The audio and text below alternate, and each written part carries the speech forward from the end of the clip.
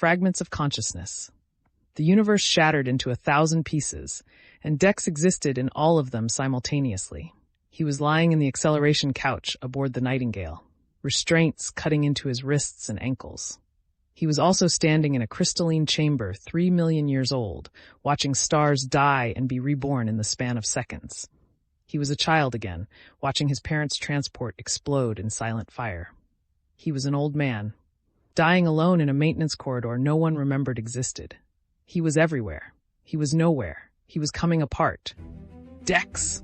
Elara's voice reached him across dimensions, anchor thin, but impossibly strong. Stay with me. But staying meant choosing one reality over infinite others, and the jump gate transition had scattered his consciousness across the quantum foam of existence itself.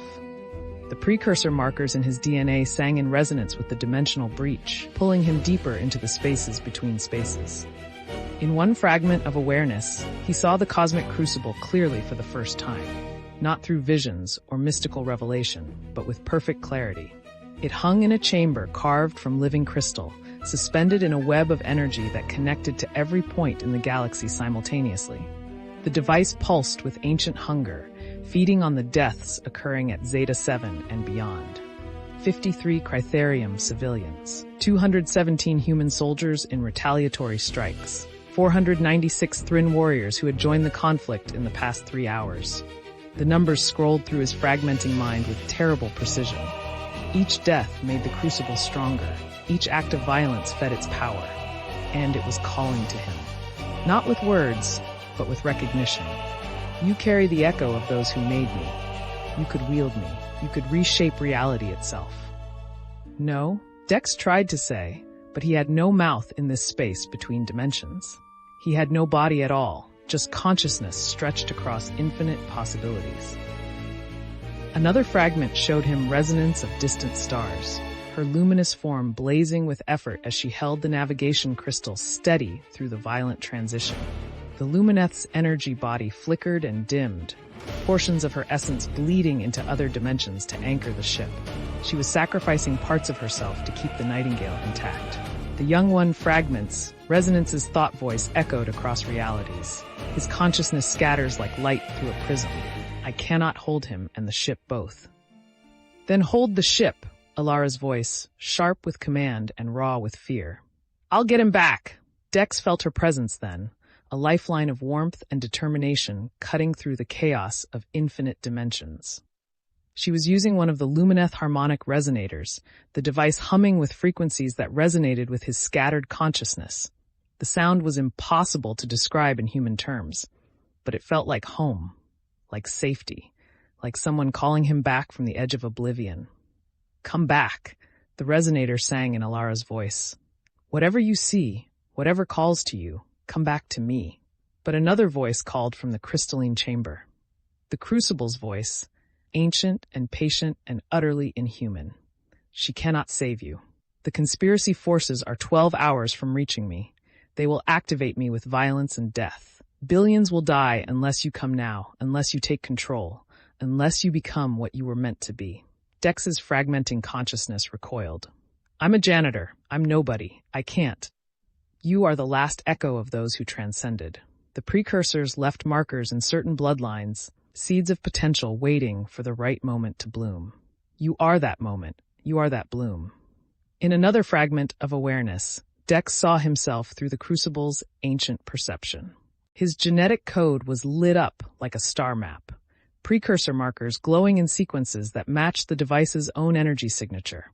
The markers weren't random. They were a key, carefully designed and passed down through 3 million years of human evolution, waiting for someone with the right combination to be born.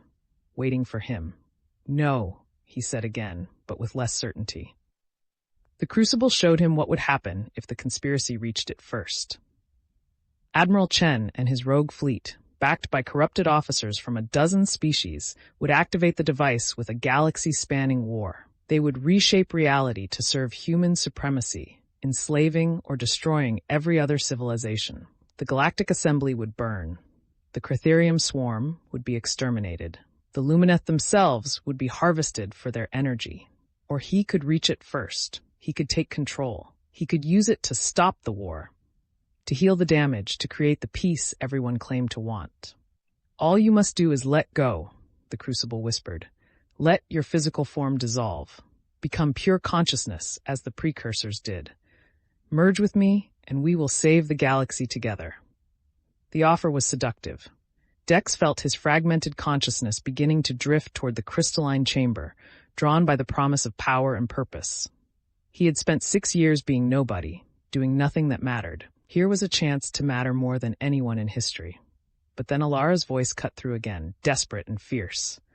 Dex Holloway, you promised me. You don't get to disappear into some ancient alien machine.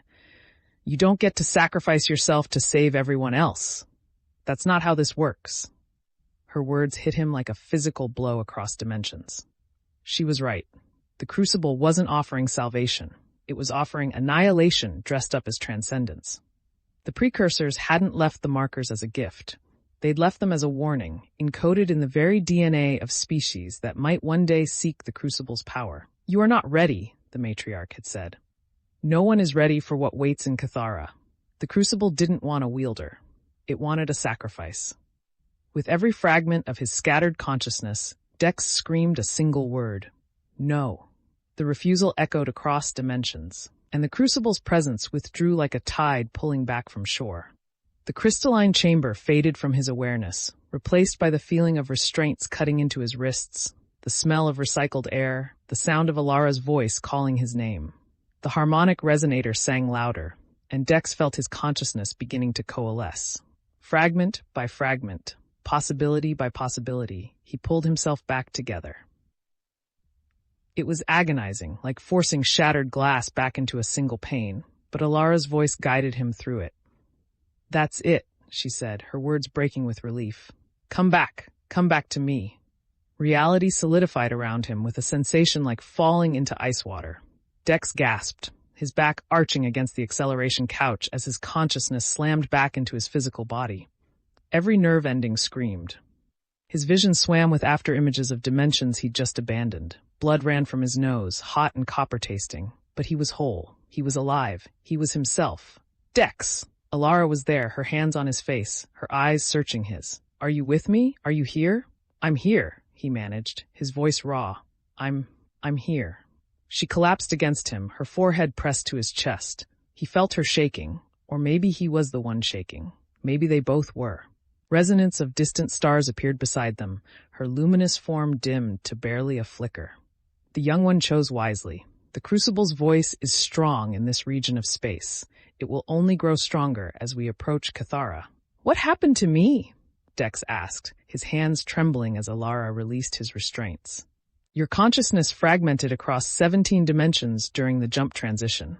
The precursor markers in your genetic code resonated with the dimensional breach, amplifying the effect. You existed in multiple realities simultaneously. It showed me things, Dex said, sitting up slowly. His head pounded with the worst headache of his life. The Crucible. It spoke to me. It wanted me to merge with it. Elara's face went pale. The matriarch warned us this would happen. The closer we get, the stronger its influence becomes. The Crucible recognizes you as a potential inheritor, Resonance confirmed. It will continue to call to you, showing you visions of power and purpose. You must resist. The device does not offer transcendence. It offers annihilation. I know, Dex said. I saw what it really wants, not a wielder, a sacrifice. Resonance's form pulsed with what might have been approval. Few who hear the Crucible's voice understand this truth before it is too late. You are stronger than the 17 civilizations that came before. Or just more stubborn, Dex said, managing a weak smile. How long until the next jump? 6 hours. You must rest. The second transition will be worse than the first. Elara helped him to his feet, her arm around his waist. Come on, you need food, water, and sleep, in that order. As they made their way to the small cabin area, Dex's mind was still processing what he'd seen in his fragmented state. The conspiracy forces were 12 hours from reaching the Crucible. The war at Zeta-7 was spreading, Thrin clans mobilizing, Vexian borders sealed, thousands dead across 3 systems. And the Crucible was feeding on all of it, growing stronger with each death. Elara, he said as she helped him sit on the narrow bunk. What if we can't stop them? What if the conspiracy reaches the Crucible first? She sat beside him, her hand finding his.